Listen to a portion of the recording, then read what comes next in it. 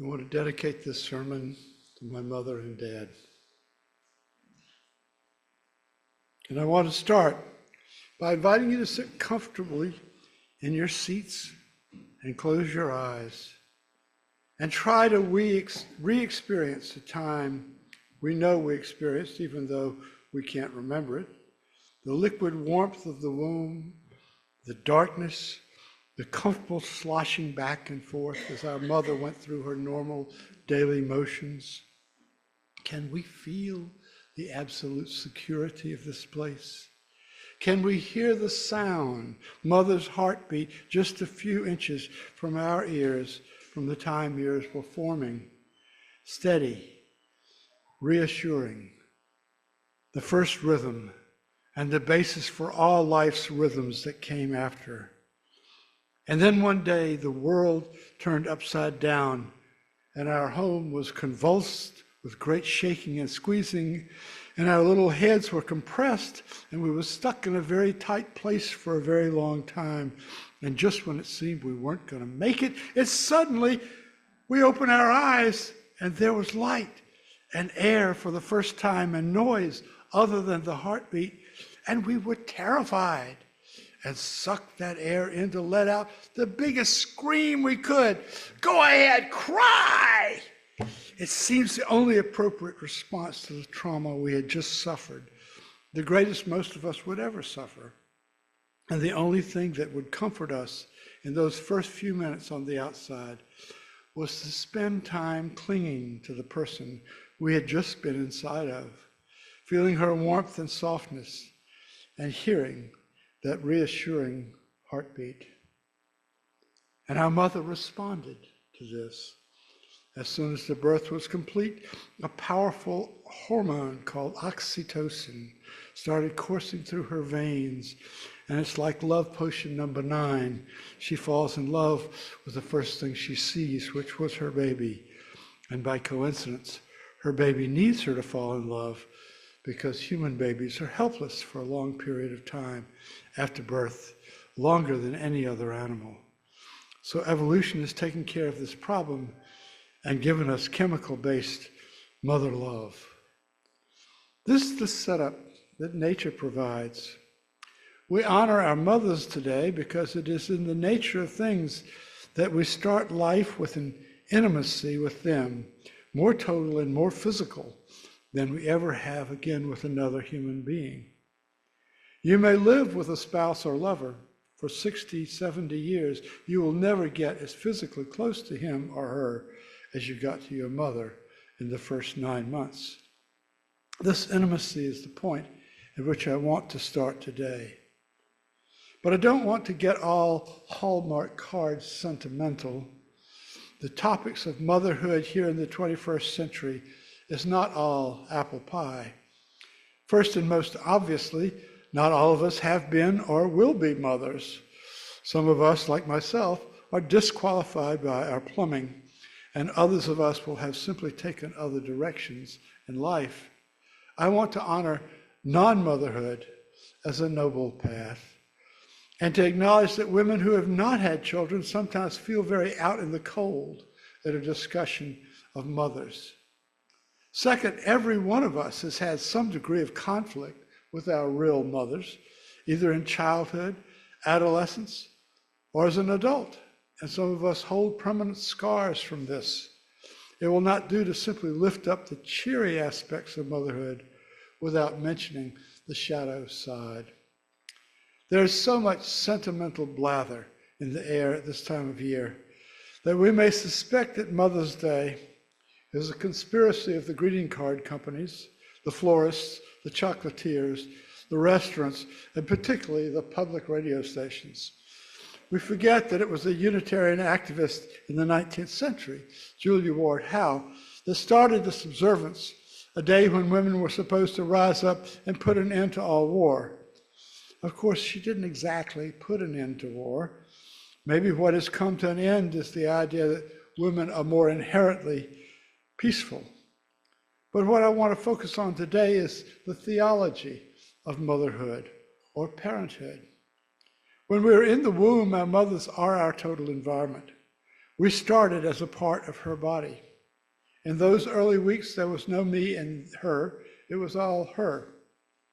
Even after birth, we did not differentiate ourselves from the rest of the world until we learned to recognize our mother's face. Our mothers then are, in a sense, the ground of our being.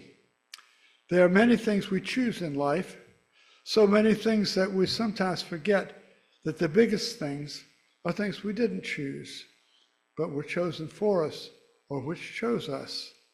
To be born at all, and to be born to this particular set of parents in this particular time, is just a given, not a choice. Now, what does this have to do with theology? Just this.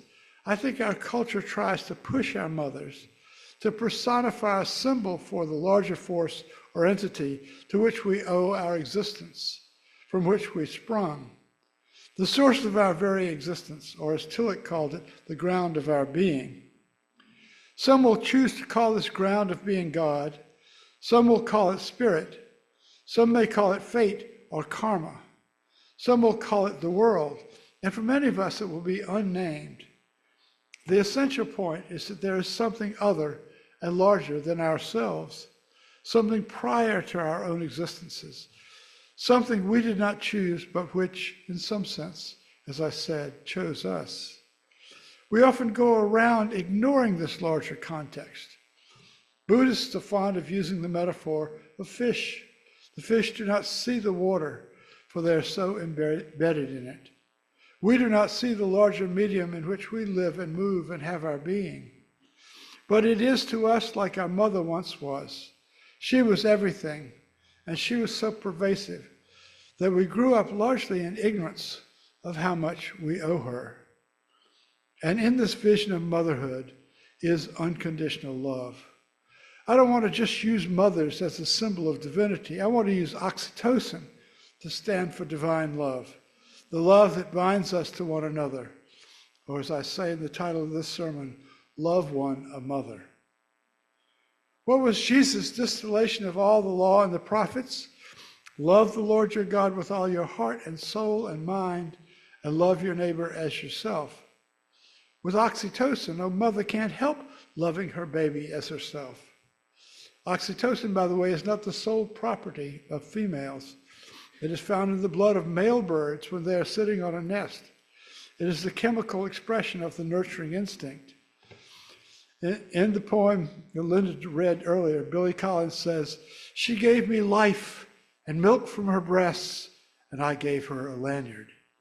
She nursed me in many a sick room, lifted spoons of medicine to my lips, laid cold face cloths on my forehead, and then led me out into the airy light and taught me to walk and swim, and I, in turn, presented her with a lanyard. Here are thousands of meals," she said, "and here's clothing and a good education. And here is your lanyard," I replied, "which I made with a little help from a counselor." I think religious liberals tend to get stuck in the lanyard mentality. We don't know what to call that which gave us our being, that from which we are derived. We don't by and large give any weight to the stories in the Bible, and we believe in the insights of modern science, and somehow we let that be a substitute for Thanksgiving. This congregation defines itself as humanist, and if humanism means that we believe in putting humans first, I'm in there too. But if our intellectual agnosticism or atheism is an excuse to live life in ignorance of our debt to things and forces outside ourselves that have bestowed, are bestowing, and will continue to bestow blessings on us, we are living in spiritual poverty. Not only that, we're living in delusion if we think that all this came about through our own actions. Many of you in this congregation are fond of the Wendell Berry poem, which says, "The love and the work of friends and lovers belong to the task and are its health. Rest and rejoicing belong to the task and are its grace. Let tomorrow come tomorrow. Not by your will is the house carried through the night." Through much of the 20th century, many Unitarian churches used an affirmation written by James Freeman Clarke in 1886 as 5 points of Unitarian faith: the fatherhood of God, the brotherhood of man, the leadership of Jesus, salvation by character, the continuity of human development in all worlds, or the progress of mankind upward and onward forever. Let me focus on this first idea, the fatherhood of God. That is not particularly remarkable in the light of Christian theology, for God the Father is the first person of the Trinity. Jesus himself refers to God as his Father and the Father of all humanity. Orthodox Christian theology holds that Jesus was divine. In his divine aspect, he's referred to as the Logos. We were just talking about this in the Sunday seminar. The Logos, one part of the Trinity, becomes incorporated in the human Jesus. The word incarnated means to be made flesh. In the Gospel of John, it says the Word was made flesh and dwelt among us. Now, the idea of a God being made flesh does not begin with the Christians. Ancient religions are full of tales of immortals interacting and interbreeding with humans.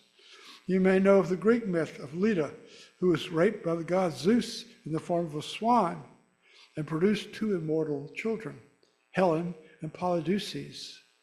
In the case of Jesus, the immortal agent does not rape Mary, but immaculately impregnates her. And in traditional thinking, the agent doing the impregnating is not God the Father, but the Holy Spirit, the third person of the Trinity.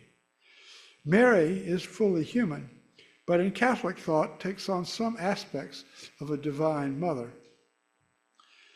The meaning of divine fatherhood was further fleshed out by the Council of Nicaea in 325. The question they set out to answer was, is the Logos, the second person of the Trinity, the Son of God the Father, or was he made by God the Father, who after all made everything else? The answer was that he was the Son, or as the Nicene Creed says it, begotten, not made. This is an important distinction. One makes a sculpture, painting, or poem. One builds a building or lays out a road or farm, but one begets a child. And I think the distinction is more profound if we flip the sex roles and talk about mothering instead of fathering. We all make things. We make lanyards. We make pies. We make money. We make a career. We make a scene. Some of us bear a person. Some of us birth a person. Some of us raise a person. This is why the lanyard is so pathetic in the poem.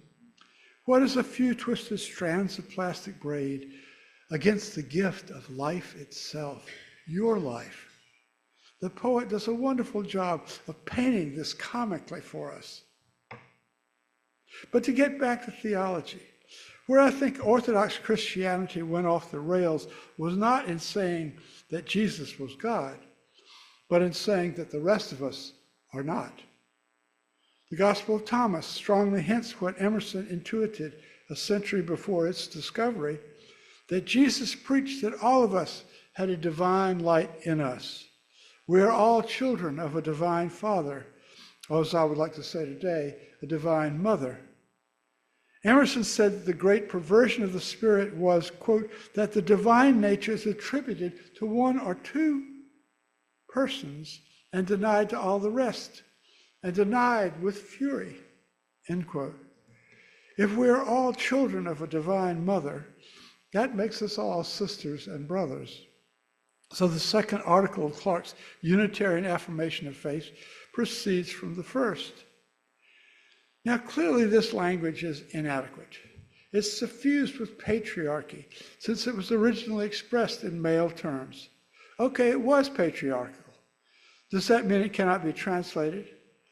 I'd like to think that the concept is not so infected with the oppressive attitudes of the time in which it was written, that some nugget of truth may not be mined from it to help us in our lives today.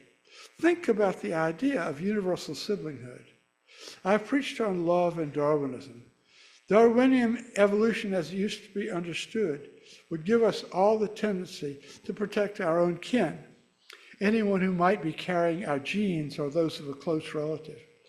If the overall idea is to propagate your own lineage, we should be protective of our tribe and killing off all the others. But today's evolutionary scientists are very impressed by the fact that we have such keenly attuned social skills that we have the ability to read each other's minds to some extent. After all, since humans are capable of killing one another, the biggest threat to any individual's existence is not larger or fiercer animals, but other humans. Thus, it's a handy thing for survival to have the ability to walk into a group of people and read the body language, facial expression, and smell, and determine with some accuracy whether you're going to be welcomed or killed.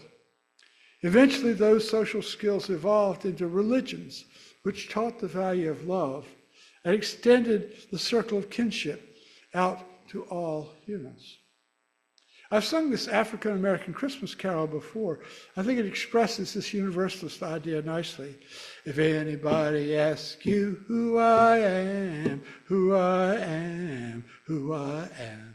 If anybody asks you who I am, tell them I'm a child of God. In the near future, we have mentioned new members to the church. And reminded ourselves on that occasion our church is built on covenant.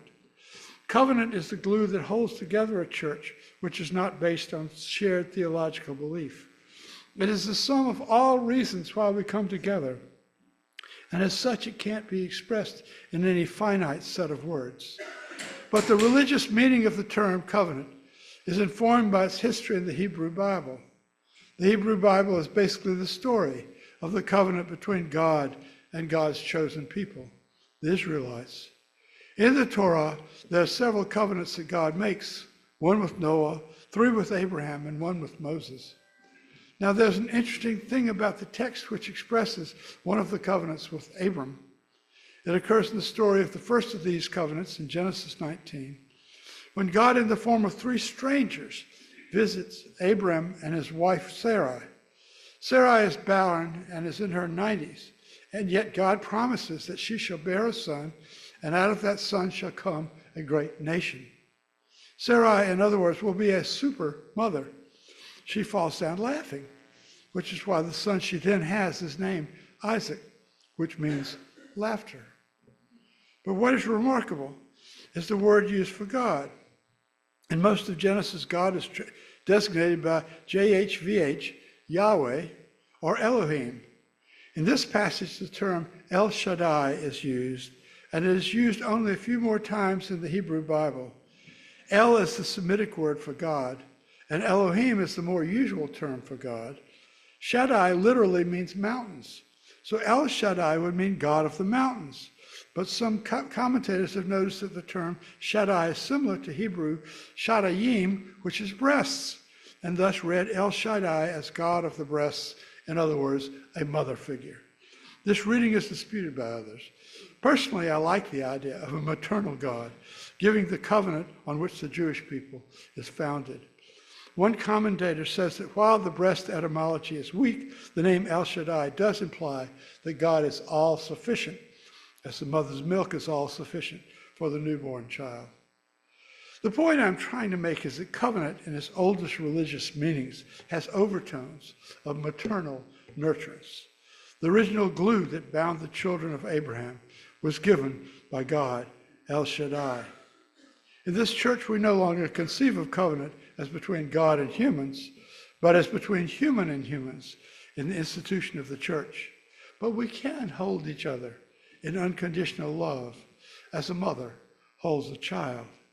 We can find some spiritual oxytocin. Let me try to bring these disparate strands to some sort of conclusion. A year ago, I came across some of my father's letters which he wrote to my mother when he was stationed in Italy in World War II. They had gotten married the year before the war broke out, and my oldest brother had been born just before my dad shipped out for North Africa. My father had to pull some strings to get a short leave so he could come see his son at least once before going off to war. In the letters, my dad referred repeatedly to my mother as Hudi, Hudi. I remembered from my early childhood that both of them used this term of endearment for the other.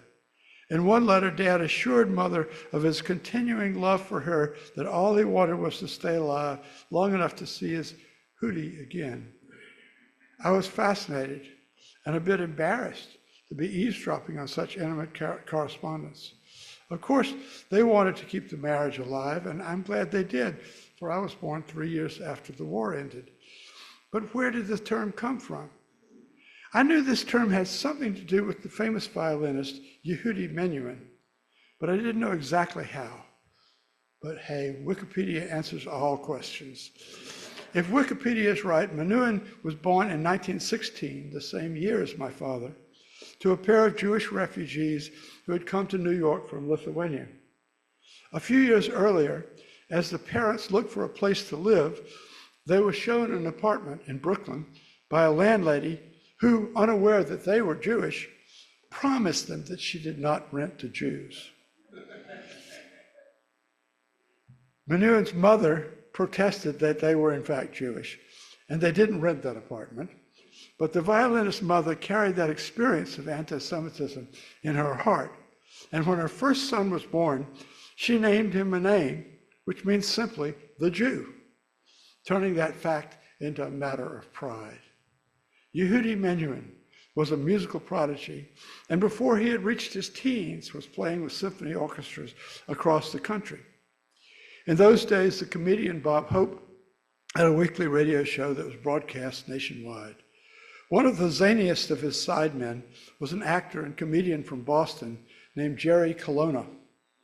Apparently, the violin prodigy was to be a guest on Bob Hope's show, and Jerry Colonna decided to make his unusual name the theme of a running joke. "Who's Yehudi?" became one of Colonna's most memorable lines, hinting at some hidden identity. How and when my mom and dad got together is documented in some old photos in an old album. It was a house party in 1939.